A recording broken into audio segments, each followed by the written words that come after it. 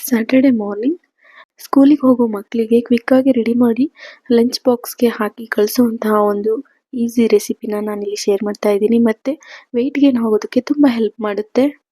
2 cup ರವೆ ಹಾಕಿ ಅದಕ್ಕೆ 2 ಲೋಟದಷ್ಟು ಮೊಸರನ್ನ ಆ್ಯಡ್ ಮಾಡಿ ಕ್ಯಾರೆಟ್, ಮೆಣಸಿನಕಾಯಿ, ಈರುಳ್ಳಿ, ಕೊತ್ತಂಬರಿ ಸೊಪ್ಪು ಇಷ್ಟನ್ನ ಕಟ್ ಮಾಡಿ ಇಟ್ಕೊಂಡು ಆನಂತರ ಇದಕ್ಕೆ ಮಿಕ್ಸ್ ಮಾಡಬೇಕು.